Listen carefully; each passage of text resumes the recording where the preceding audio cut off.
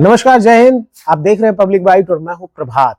आज नवादा में एक चुनावी जनसभा को संबोधित करने आए यूपी के मुख्यमंत्री योगी आदित्यनाथ ने एक चुनावी जनसभा को संबोधित किया। चुनावी जनसभा का मुख्य उद्देश्य था कि भाजपा के पक्ष में वोट लाना।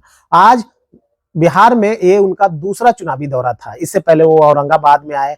क्या कुछ कहा है योगी आदित्यनाथ ने, सबसे पहले इस वीडियो को आप देखें। जो उनको दिया गया है आगे नहीं जाए, डक्का के चोट पे लाल बत्ती जला के जाए और ये कहे कि हम आ गए हैं मोदी को फिर से प्रधानमंत्री बनाने के लिए। ऐसे संकल्प के साथ 19 को जाना है। और एक बात याद रखिएगा, नवादा का नया अध्याय हम और आप मिलकर आरंभ करने जा रहे हैं। प्रधानमंत्री मोदी का आशीर्वाद है, आदित्य योगीनाथ जी का, महाराज जी का आशीर्वाद है। एक विकास की नई बयां लिखी जाएगी और नवादा जो है आकांक्षी जिला से बाहर होकर रहेगा, शेखपुरा बाहर होकर रहेगा। और ये इसलिए आपको विश्वास होना चाहिए कि जो दुनिया का कठिनतम प्रदेश माना जाता था उत्तर प्रदेश, आज महाराज जी के बल से नित्य कर्म पूजा, लगन और मेहनत के चलते उत्तर प्रदेश देश का उत्तम प्रदेश बन चुका। श्री आदित्यनाथ योगी जी, जिन्हें लोग प्यार से बुलडोजर बाबा भी कहते हैं, निवेदन करता हूं हम सबको संबोधित करें। मोदी योगी जिंदाबाद, मोदी योगी जिंदाबाद, जय जय श्री राम, जय जय श्री राम।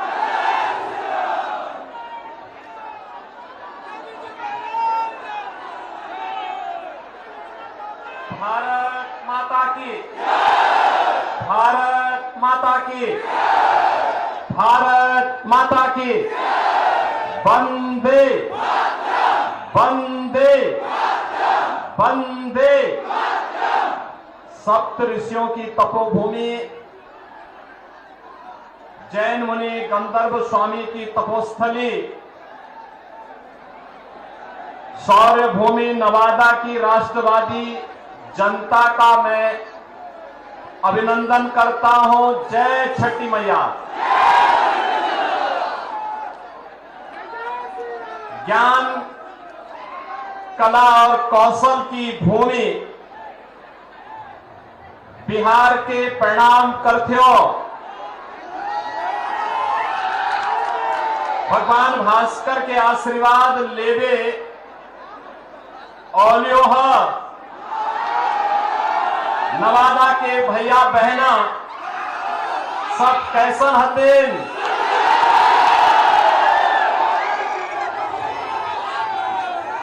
मंच पर उपस्थित भारतीय जनता पार्टी के और एनडीए के नवादा से लोकप्रिय प्रत्याशी श्री विवेक ठाकुर जी, लोकप्रिय विधायक श्रीमती अरुणा देवी जी, पूर्व मंत्री श्रीमती पूनम शर्मा जी, पूर्व विधायक अनिल सिंह जी, पूर्व विधायक कन्हैया राजवार जी, सदस्य विधान परिषद श्रीमती निवेदिता सिंह जी,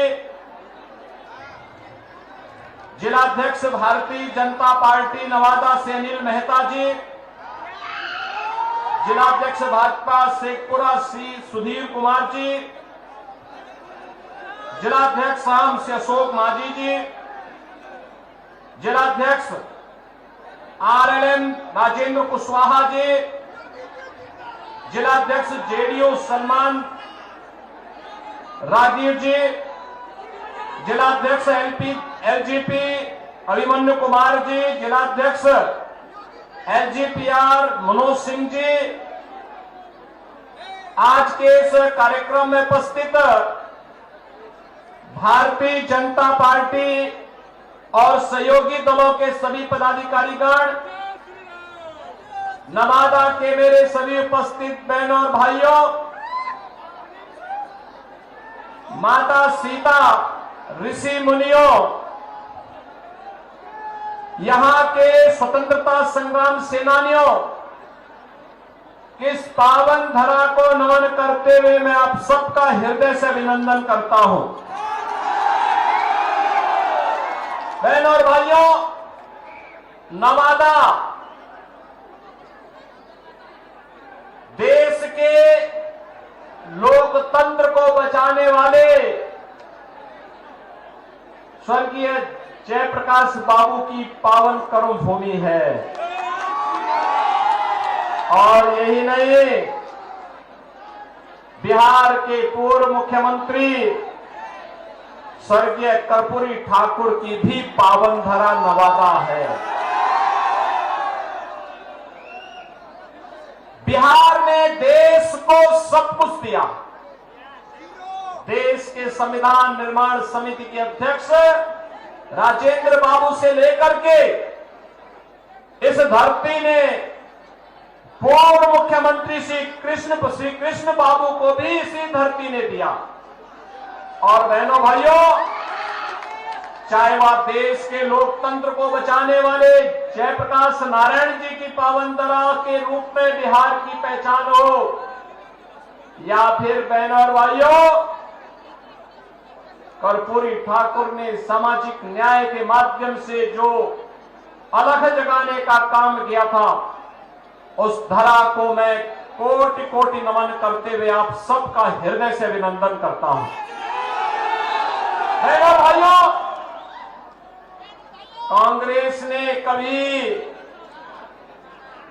कांग्रेस और उसके सहयोगियों ने कभी जयप्रकाश जी को सम्मान नहीं दिया, कर्पूरी ठाकुर जी को कभी सम्मान नहीं दिया।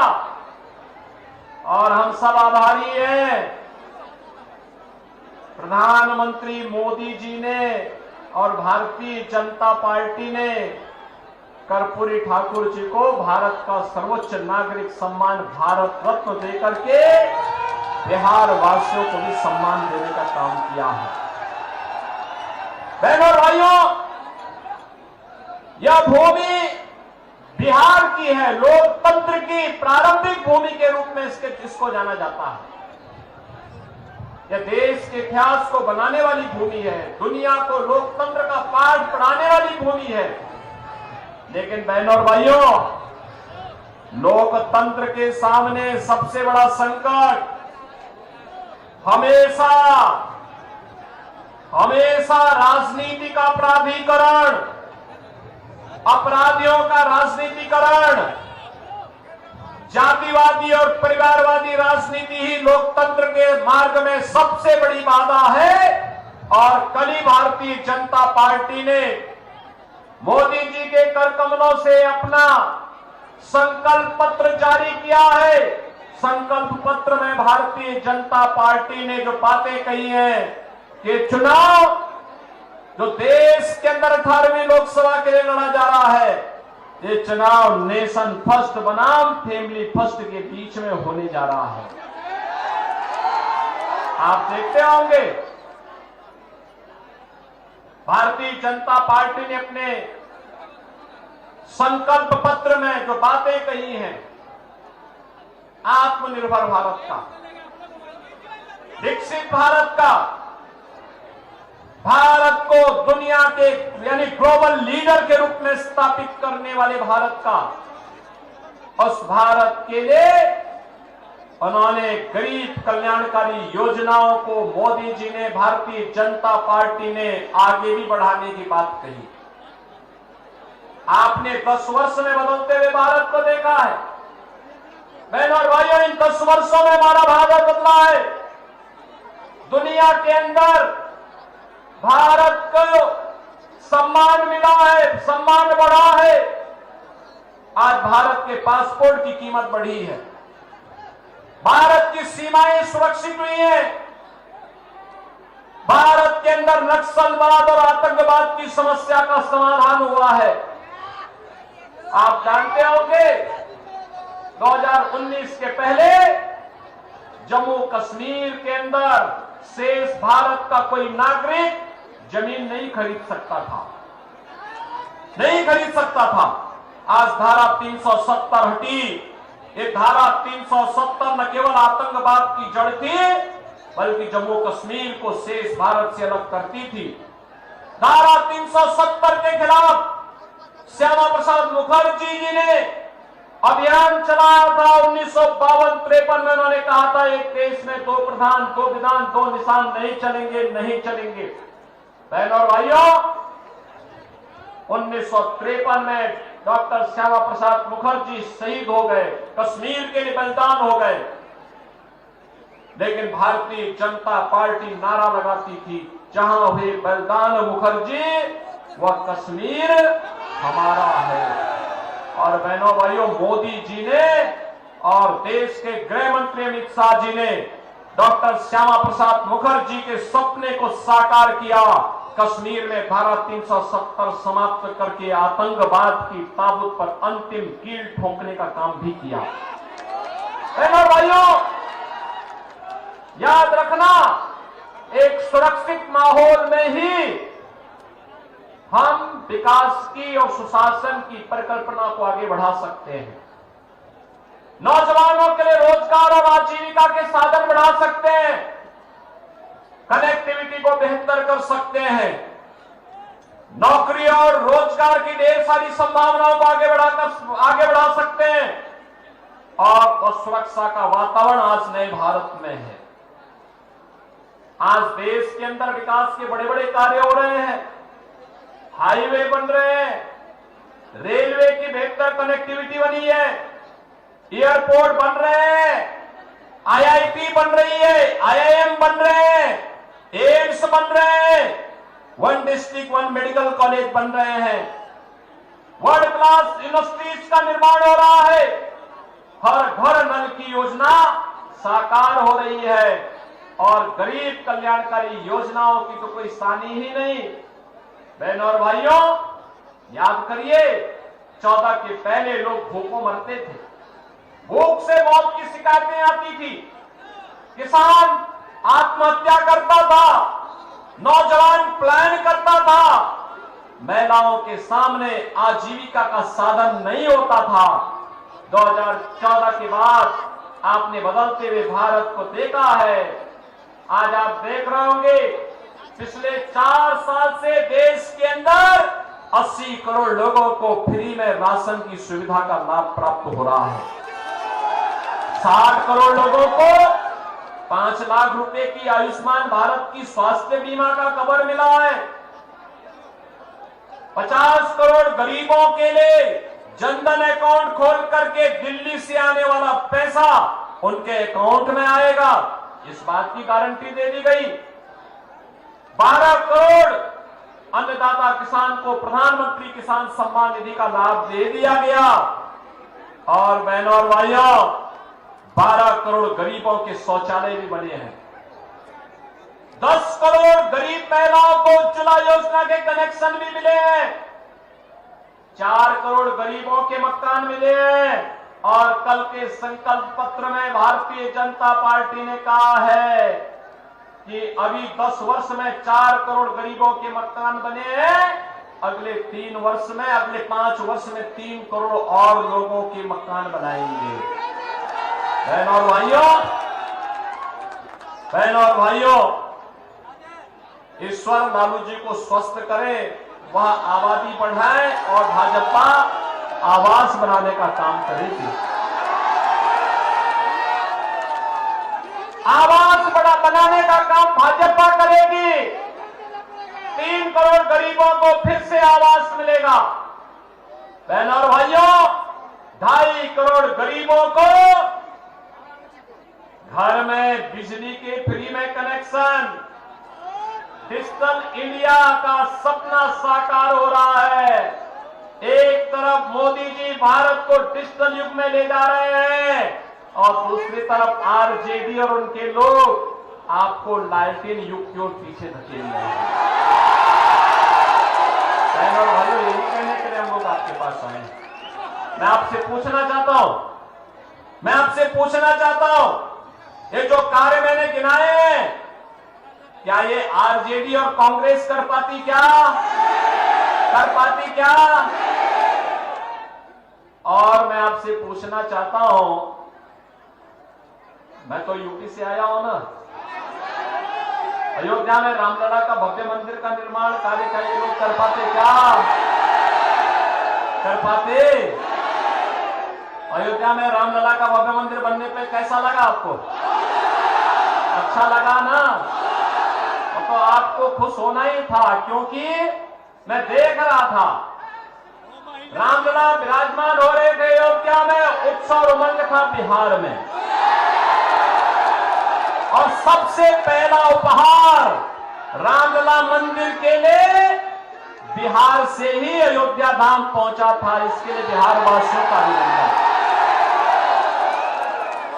और इसलिए बहनों और भाइयों, आज मैं आपसे कहने के लिए आया हूं, एक तरफ नौजवान के लिए आजीविका है, पीएम स्टार्टअप की योजना, पीएम स्टैंड अप की योजना, प्रधानमंत्री मुद्रा योजना, और इस बार तो संकल्प पत्र में एक बात और कह दी गई, अब तक 10 लाख रुपए तक का नौजवानों को ब्याज फ्री लोन मिलता था, अब इसकी राशि को बढ़ाकर के 20 लाख कर देंगे।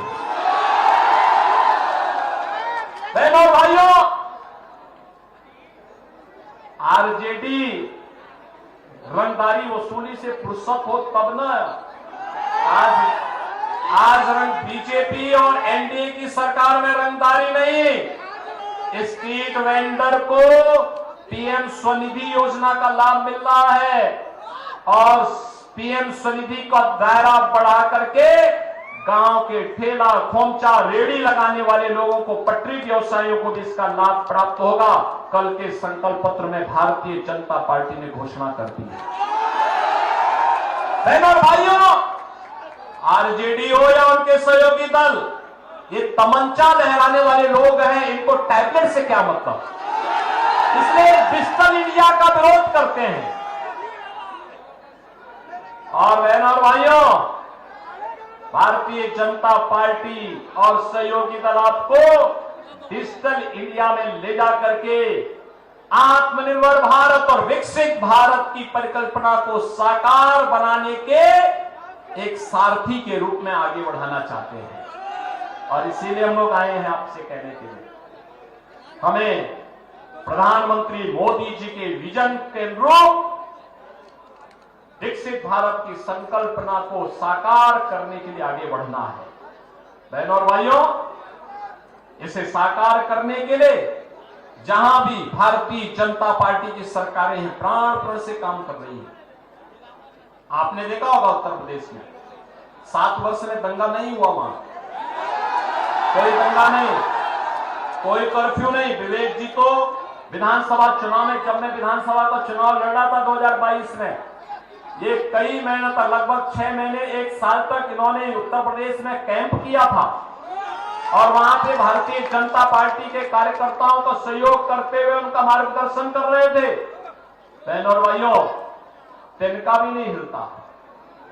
हमने केवल अयोध्या में रामलला को ही विराजमान नहीं किया है, वहां की माफिया और अपराधियों को राम नाम सत्य है की यात्रा में भेजा। आप देखते होंगे ना, कुछ जेल चले गए, कुछ जहन्नुम चले गए, और कुछ लोगों की यात्रा स्वतः ही आगे बढ़ गई है। तो भारतीय जनता पार्टी केवल ये काम कर सकती है, और इसीलिए हम लोग आए हैं। विवेक ठाकुर जी नवादा से भारतीय जनता पार्टी और सहयोगी दल ने प्रत्याशी बनाए हैं। बहनों और भाइयों, देश के सबसे प्रतिष्ठित चिकित्सक, भारत के पूर्व स्वास्थ्य मंत्री, जिन्होंने अटल जी के साथ मिलकर के देश के अंदर एम्स की श्रृंखला को बढ़ाने का एक खाका खींचा था, ऐसे डॉक्टर सीपी ठाकुर जी के सुपुत्र हैं श्री विवेक ठाकुर। एक पढ़े लिखे, सुसभ्य, सुसंस्कृत युवा है, जुझारू है, कार्य करने का एक मादा रखते हैं, आपके लिए जूझने के लिए जज्बा रखते हैं और इसके लिए एनडीए ने उन्हें अपना प्रत्याशी बना करके आपके बीच भेजा है। बहनों और भाइयों, चुनाव के दौरान ये उम्मीद करना कि प्रत्याशी घर घर जाए, गांव गांव जाए, ये मुझे लगता है कुछ ज्यादती हो जाएगी। चुनाव के बाद तो 5 साल आपके पास समय है। पूरे देश के अंदर एक ही आवाज है और वह है फिर एक बार। देखो, मैं कल ही उत्तराखंड था, उसके 2 दिन पहले मैं महाराष्ट्र में था, उसके 1 दिन पहले मैं जम्मू कश्मीर में था, उसके 3 दिन पहले मैं राजस्थान में था। और बहनों और भाइयों, सब और यही आवाज है, फिर एक बार मोदी सरकार। अब की बार 400 पार। क्या है इस बार? उधर सड़क वाले भी बोल दें थोड़ा, भैया आपकी आवाज कम से कम अरे यूपी तक और अयोध्या तक तो पहुंचा दीजिए। अयोध्या का चुनाव बाद में होना है और बिहार की आवाज तो अयोध्या जरूरी पहुंचनी चाहिए। ये सीतामढ़ी की आवाज है और अयोध्या तक जरूर पहुंचनी चाहिए। और इसलिए बहनों भाइयों, इसीलिए आज मैं आपके पास आया हूं, एक सुयोग्य पिता की सुयोग्य संतान, जिन्होंने डॉक्टर सीपी ठाकुर जी को पद्म पुरस्कार प्राप्त हुआ था, क्योंकि एक बीमारी कालाजार की समस्या का उन्होंने निदान निकाल करके बिहार वासियों को इस महामारी से बचाव करने का काम किया था। बहनों भाइयों, उनकी योग्यता और क्षमता पर किसी को संदेह नहीं हो सकता और योग्य पिता के योग्य पुत्र आपके पास भारतीय जनता पार्टी के कार्यकर्ता के रूप में आपकी सेवा करने के लिए आए हैं। और बहनों और भाइयों, इसीलिए हम आपसे अपील करने के लिए मैं भी आया हूं। मुझे आज दूसरे राज्य में जाना था, लेकिन जब मुझे बताया गया कि नहीं पहले ही चरण में विवेक ठाकुर का चुनाव है, तो मैंने कहा मैं जरूर जाऊंगा। और बहनों भाइयों, आज नवादा की इस पावन धरा को, माता सीता की इस पावन धरा को यहां पर नमन करने के लिए, आपके साथ संवाद बनाने के लिए मैं आज यहां पर आपके बीच आया हूं। आप मुझे बताओ, आप भी बिहार के अंदर यही चाहते हैं ना कि जो यूपी के अंदर हुआ है और बीजेपी और एनडीए यही करेगा और इसी के लिए एनडीए के सभी प्रत्याशी विजयी बनने चाहिए। सहमत हैं? सभी लोग सहमत हैं? घर घर मोदी जी का प्रतिनिधि बन करके और विवेक ठाकुर बन करके घर घर जाएंगे। बहनों और भाइयों, यहां गर्मी हो रही है और गर्मी हो सकता 19 अप्रैल को और गर्मी हो, लेकिन उसकी परवाह नहीं करनी है, ठीक है ना? याद रखना, ये गर्मी अभी जितनी पड़े, लेकिन तय करिए, कमल खिलाइए और राजनीति के प्राधिकरण करने वालों की गर्मी निकाल दीजिए। सहमत है ना? सभी लोग सहमत हैं? तो फिर 19 अप्रैल को विवेक ठाकुर जी को कमल चुनाव चिन्ह पर भारी बहुमत से विजयी बना करके भेजेंगे। मोदी जी के गले में बिहार की एनडीए की सभी सीटों को भेजने में अपना योगदान देंगे। तो फिर मेरे साथ बोलेंगे, भारत माता की, भारत माता की, भारत माता की।